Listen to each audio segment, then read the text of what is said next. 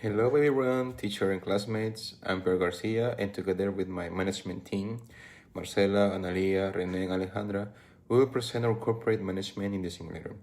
Our strategy focuses on capital efficiency and global expansion. Today, we will explain the reasons for our decisions, from how we protect our margins in the West to our entry into the Chinese market by standardizing our technology at the highest possible level. Hi, my name is Alejandra Garay, and today we're going to start talking about the strategic decision that we have to make first. So, firstly, when you start using the simulator, it asks you to make a decision. So, one of the decisions was to go over new markets, and that's the decision we made. So, we decided to go over new markets. So, firstly, we have to choose to open a new location. So when we decided to open a new location, because we wanted to go to China, because when we read all the information of the company, we see that they only had presence on USA and Europe, but they do not have it on China. So the first decision we made was to go to China. So to go to China, we have to open a new local in there. So the first decision we made was to open a new location, and then we chose the new market, which was China, because we think that that could help us a lot to reach new customers and also increase the amount of product we are selling. Well, talking about the logistic and operation, we increased production to 240,000 fitness bands and 50,000 dry classes to support future demand. We also increased investment in industrial technology to improve efficiency and expanded production capacity to support the company's growth strategy. Regarding our product designs, as you can see on the picture, we implement a global standardization strategy. We decided that our fitness brand and bright glasses will have the exact same hardware and software specifications in Europe, the United States, and our new market, China. Why did we do this? First, for operational efficiency. Manufacturing a universal product allows us to fully leverage economies of scale and simplify international logistics. Second, we decide to capitalize on our innovations. We push the hardware to the maximum available level for this year, 2026, level 6 for fitness brand and 5 for bright glasses. However, to avoid punishing our profit margins, we kept the software levels stable. In this way, we deliver a technologically superior and highly competitive product in terms of hardware while keeping production costs under strict control. Hello, my name is Analía, and I'm going to talk about the marketing decisions and innovation decisions. For our marketing strategy, we focus on adapting prices and promotional investments to the characteristics of each market. First, for the fitness band, we maintain competitive prices in Europe and the United States, while introducing the product in China with a penetration pricing strategy. The goal was to attract customers quickly and gain market share in a new market. For bright glass, we kept a premium pricing position because it offers high perceived value. This allows us to maintain profitability while reinforcing the product's quality image. In the case of promotion per market, we allocated the largest budgets to Europe and the United States as they are the most established markets and they generate the highest sales potential. We also invested in China to increase brand awareness and support the introduction of both products. Our promotional spending was designed to strengthen brand recognition, stimulate demand, and support long term growth. Now, for innovation, we as a group decided that this was a key part of our strategy because both products compete in technology driven markets where customer expectations evolve continuously. For hardware innovation, we increased investment in product design for both the fitness band and bright glass. These investments help improve product functionality, appearance, quality, and differentiation from competitors. On the software innovation, we maintained it and slightly increased our spending to ensure continuous improvements in user experience, product performance, and digital features. Since software capabilities are becoming increasingly important in wearable technology, these investments support customer satisfaction and long term competitiveness.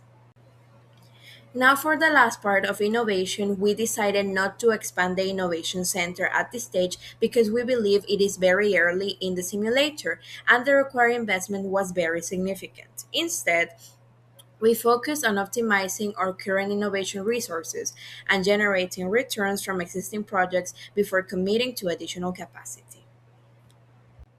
Now I'm going to talk about the channel discount decisions. Our channel discount strategy was designed to motivate distributors and retailers while protecting our profit margins. We maintain discounts of 22% in Europe and 26% in the United States, as you can see on the image, because these levels had already proven effective in supporting distribution and sales performance. For China, as it is a new market, we introduced a 23% discount to encourage channel partners to actively promote our products. Offering a competitive discount helps retailers remain interested in carrying and recommending our products while ensuring sufficient market penetration. Overall, our objective was to balance distributor incentives with profitability and market expansion. So now we go to the next part, which is capacitación. In this part, basically, we have to analyze all the information that we had from the simulator. So before we made a decision, we really have to analyze because we wanted to give all the areas the same information. We want them to give the amount they require for every part. So the ones that has like a lower one were innovation and product logistics. So those two were the ones that we decided that needed more money. So at the end, our final decision was to give direction 5,000 euros. Marcel, we decided to give 12,000 euros. For innovation, we decided to give 20,000 euros. And for product logistic, we decided to give 13,000 euros. Because at the end, innovation and product logistic are one of the two most important. They were the lower ones, but at the same time, they were like the most important ones.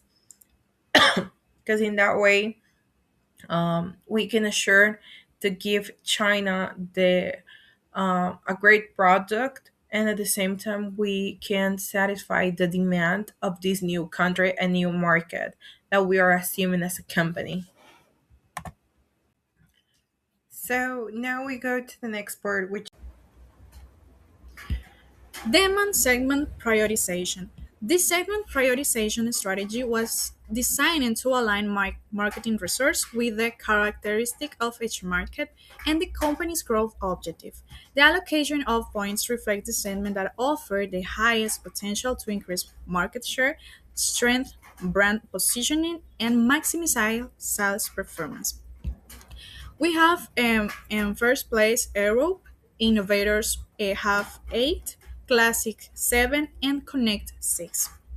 In Europe, the highest priority was assigned to the Innovators segment because wearable technologic products as are strongly influenced by innovation products further and technological differentiation. DeusTech has continuously investment in hardware and software improvements, making this segment the most attractive for leveraging in companies' innovation capabilities. On the other hand, the classic segment maintains a significant priority due to the market size and contribution to sales volume, while Connect customer receive a slightly lower priority because brand recognition and product functionality were already performing and at competitive levels in this market. Second, prioritization in the USA and United States, we have innovators. Number 7, Classic is 8, and Connect 6. In the United States, the Classic segment received the highest priority. This decision was intended to capture a larger customer base and accelerate market share growth by targeting consumers who are more price sensitive and highly influenced by product availability. Since the stage already achieved solid product performance and broad development, focusing on the largest and most accessible, segment was considered the most effective strategy for increasing sales volume. Um, on the other hand, the innovators segment remained important to the company's ongoing investment and innovation, while connected consumer received lower priority because their expectation required a stronger brand positioning in its file filters. And the last one, the China market segment prioritization. China, we have innovators. The number is seven, classic is eight, and connected is six. As a newly entered market, China required a strategy focused on rapid market penetration. Therefore, the classic segment was prioritized because it offered the greatest opportunity to build volume, increase product adoption, and expand distribution coverage during the initial stage of market development. And the innovators segment was also considered relevant due to the technological nature of wearable products, but the primary objective was to establish a broad consumer base before pursuing deeper differentiation. Um, to connect segment receive a lower priority because brand awareness and market presence are still being developed. Commercial channel discount strategy. The commercial channel discounts were maintained at 22% in Europe, 26% in the United States, and 23% in the China because the existing levels were already supporting the company's distribution objective without unnecessarily reducing profitability. In Europe, the 22% discount was retaining the preserve a balanced relationship between channels attractiveness and margin protection. Since Tech had already achieved stable distribution coverage and a growing brand presence, increasing the discount was not necessary to secure additional market access and the access. And the other market in the United States, the 26% discount remained the highest among the three markets to the greater competitive intensity and importance of the maintaining a strong retailer community. And this level helped to sustain product visibility and availability while supporting the company's objectives of increasing market share in the highly competitive environment. In China, we have the 23% discount was maintained to facilitate market entry and encourage distributor participation. During the expansion phase, as a newly developed market of the company, offering an attractive channel incentives to support distribution growth and product penetration while avoiding excessive pressure on the margins. Overall, keeping the discount structure unchanged reflect a strategy focused on maintaining distribution coverage, supporting sales growth, and preserving profitability, rather than engagement in aggressive channel incentive that could weaken financial performance.